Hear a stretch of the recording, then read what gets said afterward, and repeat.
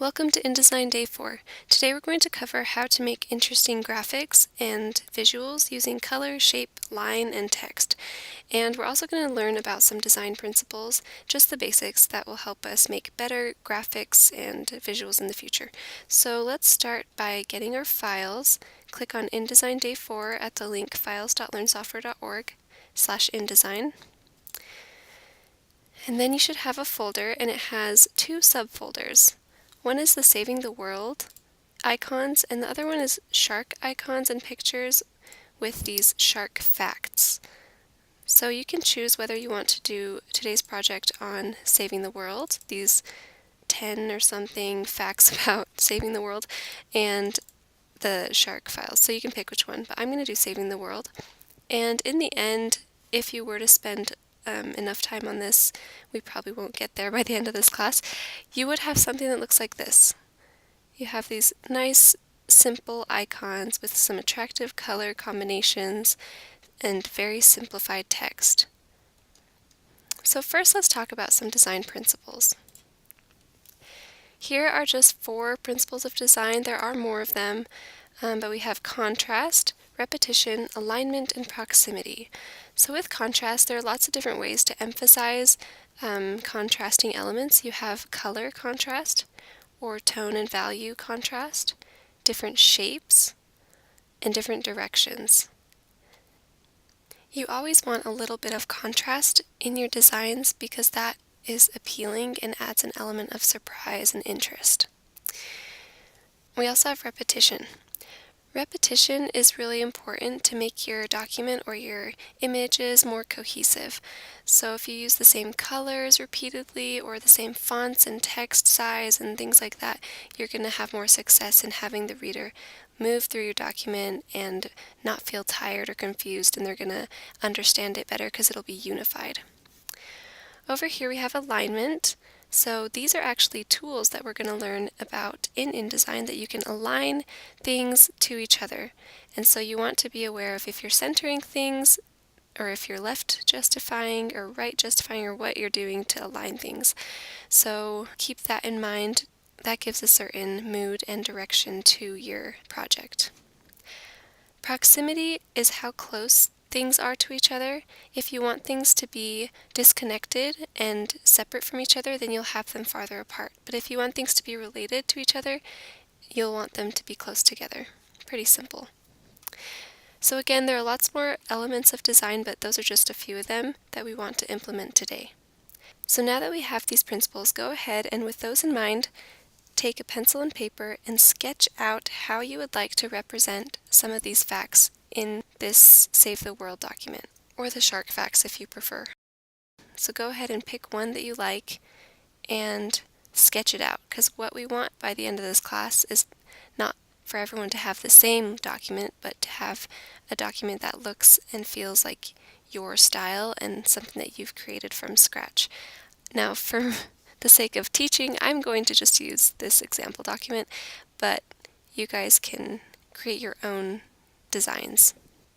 Go ahead and sketch those out for the next 10 minutes and just talk to your neighbor and see if they can give you feedback, give them feedback, and go ahead and start thinking of how you're going to use contrast, repetition, alignment, and proximity in your infographic.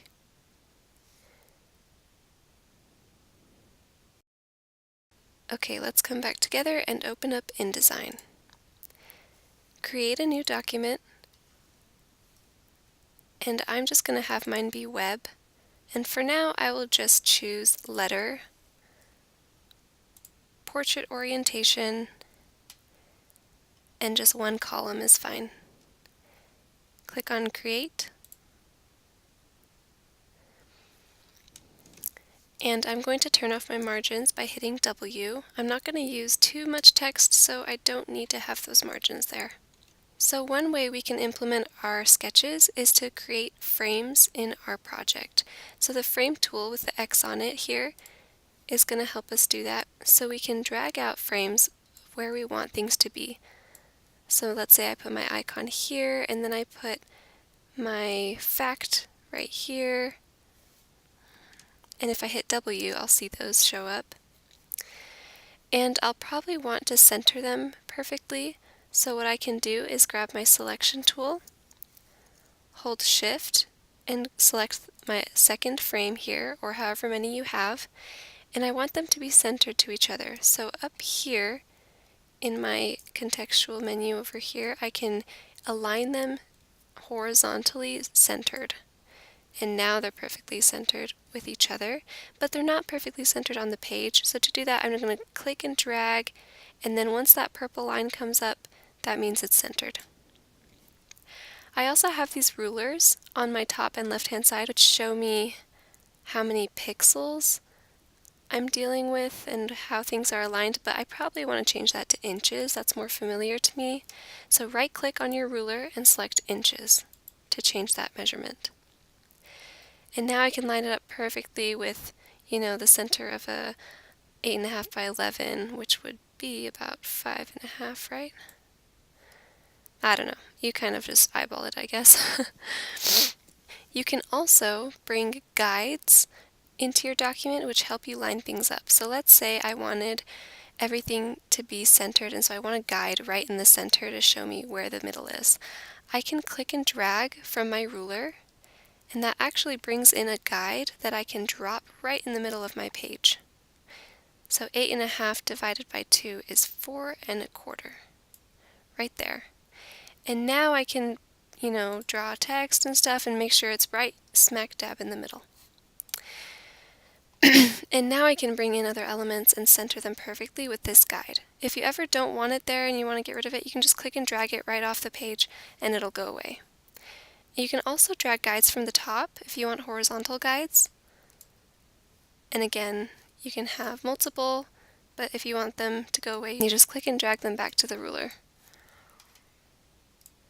So I'm going to have a phone icon right up here because I want to do this fact number 5, go digital and save paper, and I'm going to make my own custom phone logo. Even though we do have that file in here in the Saving the World folder, I want to make my own. So I'm going to get rid of this frame here, and I'm going to go to my rectangle tool and click and drag a long rectangle. Looks kind of like a phone. And then the color options are right up in here. So this is the fill, the top square, and the bottom square is your stroke. The fill is the inside of a shape, the stroke is the outline. So right now I have no fill, it has that red line through it, and then I have a black stroke of 1 point thickness. That's pretty small. So I actually don't want a stroke, I'm going to change that to none. And I want a fill, so I'm going to do just, let's see, I'll just do black for now and I'll change it later. Now I want this to have rounded corners. To do that, I'm going to go to my selection tool and click on this little yellow square.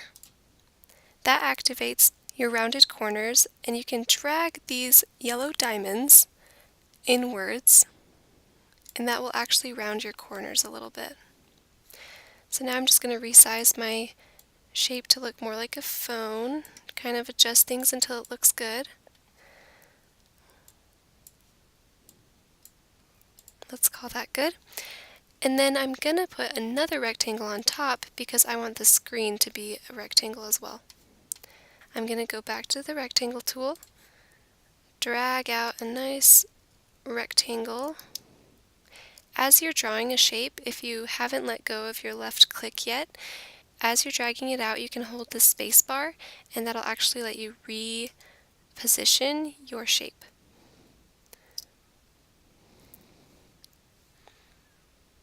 So that actually looks pretty close to my iPhone that I'm looking at for reference right now.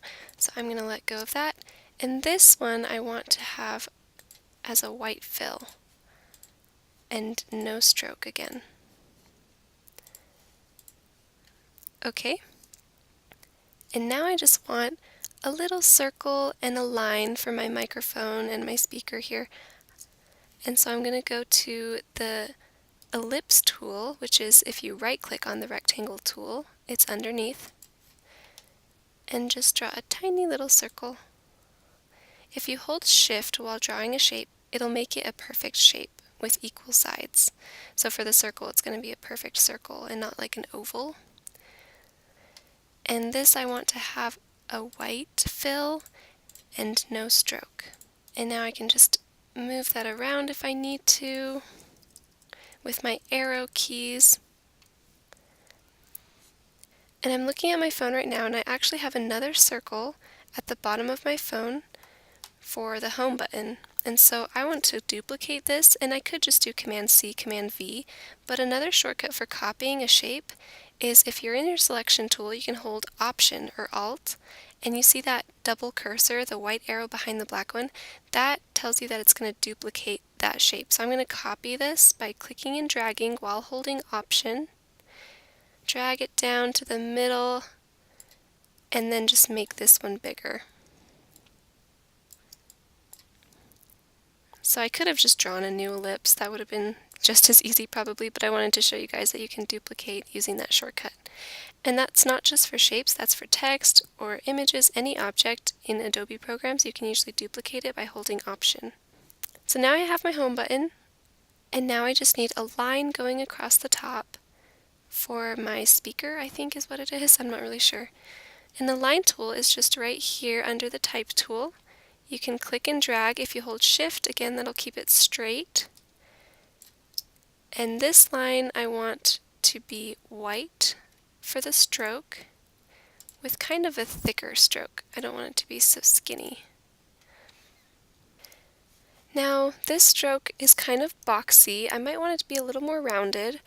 Rounded icons are generally more friendly to look at, so I'm going to go to my stroke panel, click on my line, and I can actually add this rounded end cap, and that will make my line rounded at the ends.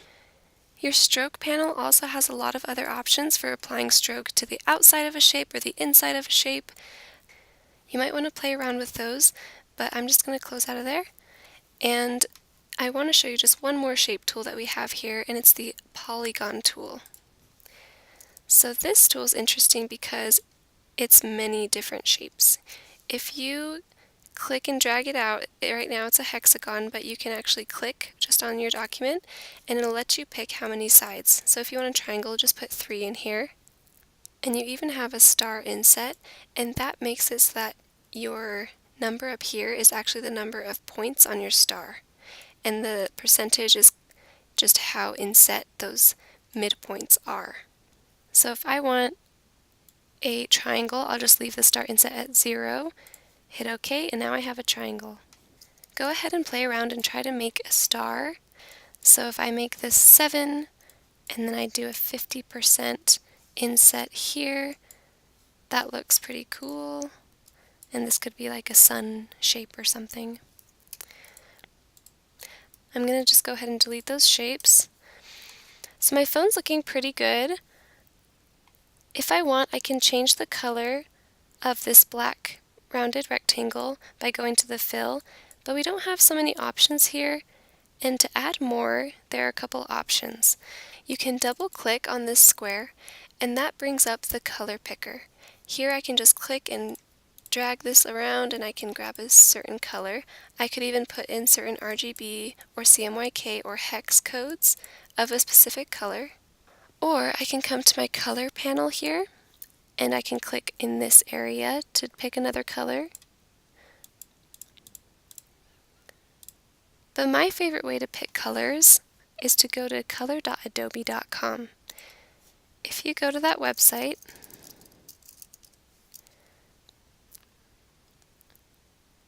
it'll show you different color matching options: analogous, monochromatic, complementary. I'm going to try to play with complementary here. And you can drag these little circles around and update the colors. You can also come to Explore and search for a certain color theme. Let's say you want a summer theme. If you search summer, it'll show you all the swatches that people have uploaded for summer color schemes. And if you like one, you can click on Edit Copy, and you can see exactly what the hex code and the RGB codes are. Or alternatively, you can come to InDesign, go to the Color Theme tool, which is this eyedropper icon with the little squares next to it. And we want our color themes panel. So open up Window, Color, Adobe Color Themes, and that'll start to load Adobe Color within InDesign, and you can actually explore and search in here. And I can select from that theme and it'll apply that color to my shape. So cool. What you can also do is click on this little ellipse and you can add it to swatches. When you do that, if you go to your swatches panel, you now have those colors in your swatches panel right here. So go ahead and find a color theme that you like and add it to your swatches so that you can use it from now on. And while you're doing that, I just want to show you one more cool thing with Adobe Color. If you go to this button, Import Image, you can bring in a photo and it'll find colors in that picture that match. So I have this picture of a puppy, and if I bring that in, that's actually a really gross color theme, but I can click and drag them around to update the colors, and that way I can have a picture in my document that's cohesive with my text if I make it a certain color within the image. So that's kind of going back to the repetition principle of design. You can repeat colors in different elements of your document. Okay, back to InDesign. I have my icon now. I think it looks really good, and I'm just going to add some text. So I'm going to go to my Type tool, click in my frame, and this is going to say Go Digital, Save Paper. I'll make that a little bigger, center it,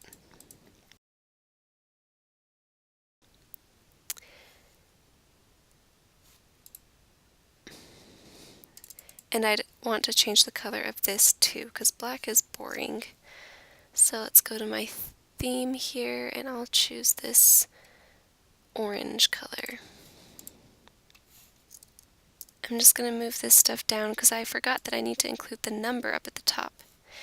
So my shape here is not connected to my other shapes, so when I move one shape it's going to look weird, so I want to group these together. To do that, I can hold Shift, select on all the elements of this phone here, right click, group, and now it's just one shape when I move it around. And I can always right click and ungroup it if I need to individually change something, but now it's all together so it's easier to move. And up here I'm just going to make another ellipse and I'll put a number inside of it. So remember, you can hold Shift to make it a perfect circle and spacebar to move things around while you're drawing them. And this will have no stroke. And what fill shall we put? I'll probably just go with the light yellow, and I'll put number 5 in there.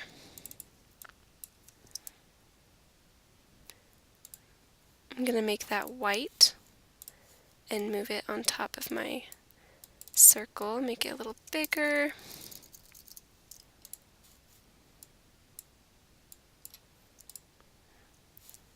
Okay, now I'll hit W just to make sure everything looks good. Looks like I can center that a little more, bring this upwards, space it all evenly out. I could also do that with my alignment tools. Centered, and I think that looks pretty good. Now I've kind of run out of room for any other infographics, so what I want to do is extend this page to be longer. And I can do that with my Page tool. Your Page tool is the third one down in your toolbar, and you can actually just click and drag this bottom rectangle here, and you can make the page longer. The trick is it won't actually commit the changes unless you hold Option and then click and drag. That will actually change the size of your page. So make sure you're holding Option. I'm going to just zoom out and make this super long because I need enough space for like 10 of these. And now what you could do is draw your line to separate this fact from the other ones. And in this case, it's a dotted line. So I would come in here and go to this menu to change to the Japanese dots here. Increase the size, maybe change my color around.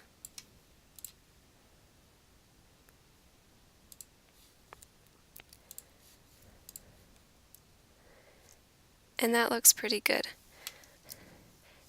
And now I can select all these elements, and I could hold Option and click and drag down. If I hold Shift, it'll keep it straight down so I don't shift a little bit to off center. And I can just copy this 9 more times, and that would give me something to work with for the rest of my facts. So I'm just holding Option and Shift, and I'm clicking and dragging to make duplicates. Now obviously I'd have to go in and update the number and the icon and the fact text and stuff, but that makes it so much easier that it's all here laid out for me.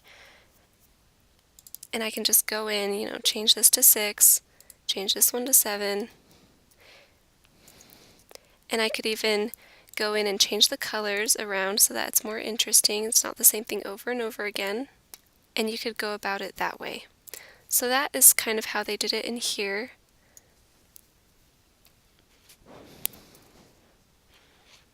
Just remember to keep it simple. Infographics are meant to be simple so that they're easy to read and understand quickly. And now I just have a couple more things to show you before I leave you to work on your infographics and complete them and get some practice with these tools. So I'm going to show you how to make a new swatch. Let's say I went in here, and this circle I'm going to make a slightly different shade of blue. There we go. And I want to make a new swatch out of this. What I could do now is click on this little sticky note in the swatches panel, and that will make a new swatch. And I can even go in and rename it. And now I know exactly what that color is and how I use it in my document, and I could keep on using that. So now I could come in here and make this text blue and use that same exact color. Now let's say I wanted to bring in an image, so I'm going to do Command D to place. I'm going to go to my folder of images, and let's say I want this avocado. Place that in, and let's say I really like this dark green of the avocado, and I want to use that in my document. So I'm going to make a new circle here, and I'm going to give it no stroke, and my fill I want to be that dark green. So I'm going to activate my fill by making sure that's on top right over here. If you click on the stroke, notice how that goes on top. That's the one that's activated. So if you use your eyedropper tool and suck up that green color, it's going to apply to the stroke and not this, and not the fill. So I'm going to click on the fill to make that on top. Now that's active, and I can go to my eyedropper tool by right-clicking on the color theme tool, selecting the eyedropper, and I can just suck up that green shape. Oh, hit OK. And now that circle is that dark green shade. I could even go in, and now I can make this a swatch by right-clicking on that square and selecting Add to Swatches, and this I could rename Avocado Green. Pretty cool. So now you've learned all the tools that we teach for day 4, and you can just go ahead and finish making this infographic. Keep on practicing, or you can start working on your own projects. Just a few resources I wanted to tell you guys about. You might have noticed a lot of these images are from the Noun Project. That's a really great resource. You just go to thenounproject.com.